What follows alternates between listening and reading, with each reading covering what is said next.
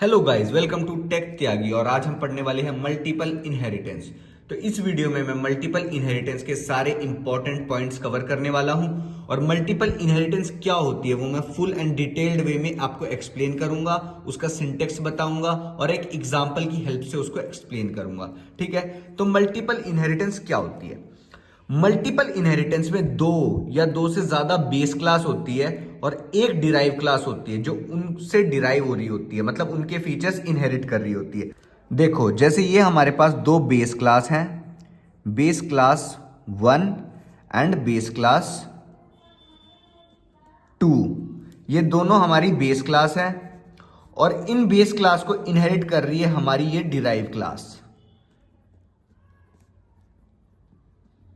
तो ये होती है हमारी मल्टीपल इनहेरिटेंस, जिसमें दो या दो से ज्यादा बेस क्लास होती है और एक डिराइव क्लास होती है जो इनहेरिट कर रही होती है उन दोनों बेस क्लास के फीचर्स को। ठीक है, एक इजीएस्ट एग्जांपल से आपको समझाता हूं जो आपको बहुत आराम से समझ आएगा। ठीक है, तो ये हमारे पास पहली बेस क्लास हो गई फादर और ये हमारे पास दूसरी बेस क्लास हो गई मदर। ठीक है, ये दोनों हमारी बेस क्लास हो गई, ये हमारी बेस क्लास 1 और ये हमारी बेस क्लास 2। और हमारे पास तीसरी क्लास हो गई चाइल्ड, जो फादर एंड मदर की क्लास को इनहेरिट कर रही है। ठीक है, तो ये मैंने आपको एक बहुत इजी एग्जांपल से समझा दिया कि भाई मल्टीपल इनहेरिटेंस क्या होती है, जिसमें दो या दो से ज्यादा बेस क्लास हो और एक डिराइव क्लास हो जो उन दोनों को इनहेरिट कर रही हो। ठीक है, तो ये होती है हमारी मल्टीपल इनहेरिटेंस। तो वही हमने लिखा हुआ है, in this a derive class is created from two or more base class. इसमें एक डिराइव क्लास दो या दो से ज्यादा बेस क्लास से बनी होती है। ठीक है, तो गाइस अब देख लेते हैं सिंटेक्स ऑफ मल्टीपल इनहेरिटेंस क्या होता है। ठीक है, तो सिंटेक्स में पहले हम एक बनाते हैं हमारी क्लास ए। ये हमारी पहली बेस क्लास है। ठीक है, यहां पर इसके मेंबर्स एंड फंक्शंस लिख देंगे हम। क्या लिखेंगे हम यहां पे? Members and functions. ठीक है, अब इसको क्लास को हम कर देते हैं क्लोज। अब हम बनाते हैं दूसरी क्लास, हमारी दूसरी बेस क्लास होगी जो बी नाम से। यहां पर उसके मेंबर्स एंड उसके फंक्शंस,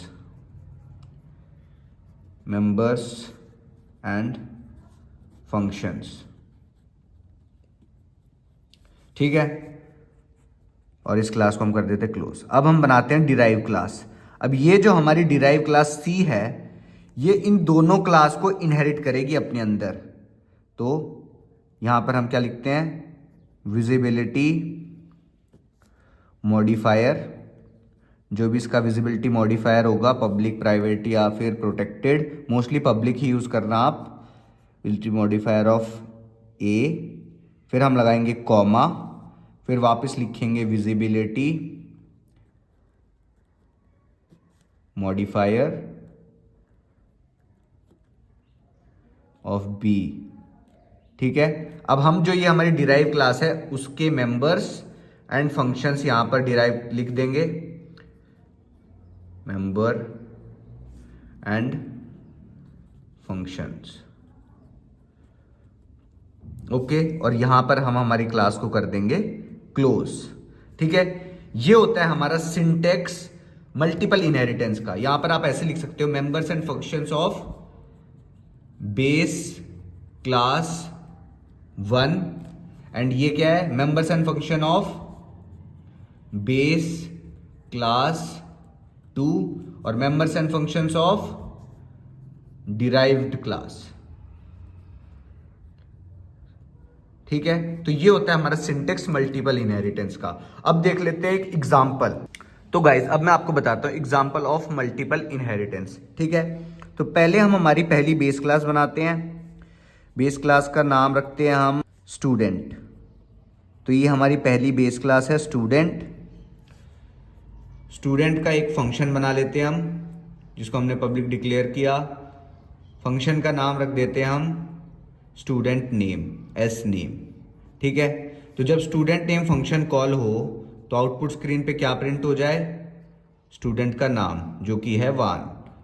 ठीक है, अब हम हमारी दूसरी बेस क्लास बना लेते हैं। अब हम हमारी दूसरी बेस क्लास बना लेते हैं जिसका नाम हम रख देते हैं कोर्स।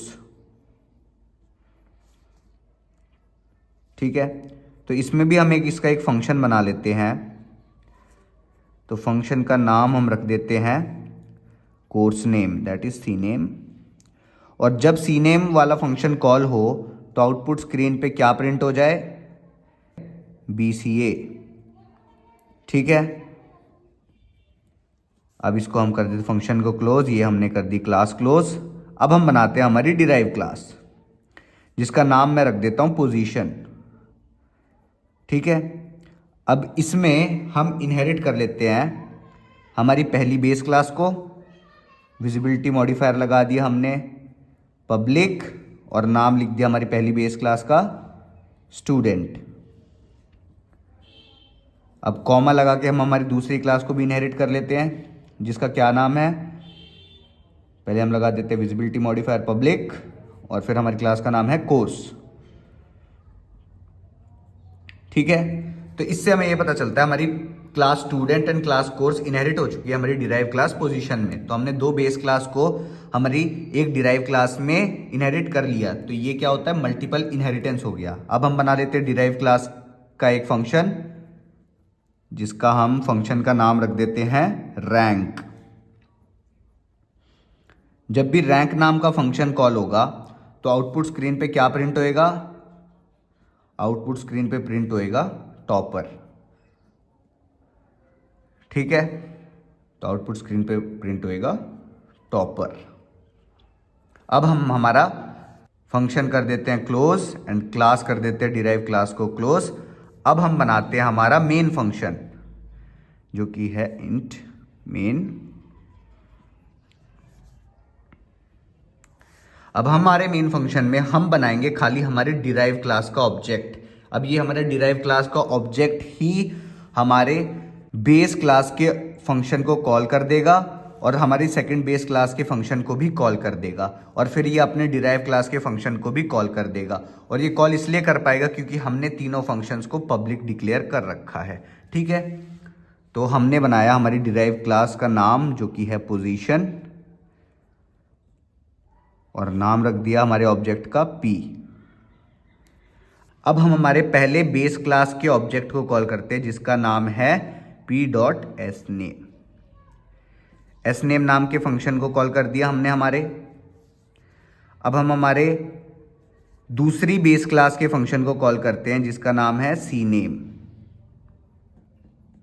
अब हम हमारे डिराइव क्लास के फंक्शन को कॉल करते हैं जिसका नाम है रैंक। हमने ये तीनों फंक्शन कॉल कर दिए और हमने मेन फंक्शन को कर दिया क्लोज। अब इसका आउटपुट क्या आएगा, इसका आउटपुट आएगा जब हमारा P ऑब्जेक्ट sname को कॉल करेगा तो sname फंक्शन पर जाएगा हमारा। sname फंक्शन पर गए हम, sname फंक्शन क्या दिखा रहा है कि भाई सी आउट कर देना 1। तो पहले हमारे आउटपुट समझो, ये हमारी आउटपुट स्क्रीन है, तो पहले आउटपुट स्क्रीन पे क्या लिखा आएगा 1। फिर P.cname कॉल होएगा तो cname बेस क्लास 2 में गया देखने के लिए, चेक करने के लिए। यहां पर इसको मिला cname फंक्शन के अंदर क्या है BCA, सी आउट क्या होएगा BCA। तो आउटपुट स्क्रीन पे क्या प्रिंट होना चाहिए BCA।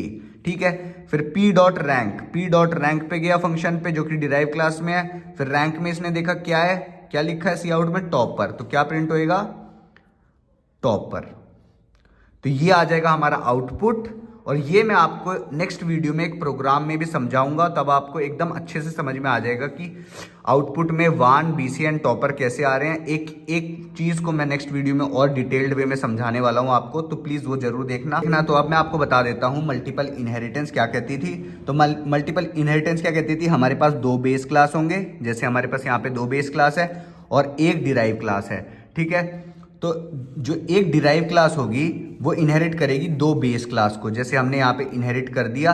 ये इनहेरिट हुई है, ये हमें कैसे पता चल रहा है, हमने ऑब्जेक्ट बनाया खाली डिराइव क्लास का और उससे कॉल किया है बेस क्लास 1 का भी फंक्शन और 2 का भी फंक्शन और आउटपुट पे हमें दोनों का आउटपुट मिल चुका है। ठीक है, तो ये था हमारा मल्टीपल इनहेरिटेंस। आई होप आपको समझ में आया होगा, तो लाइक करें एंड सब्सक्राइब करें। Thank you.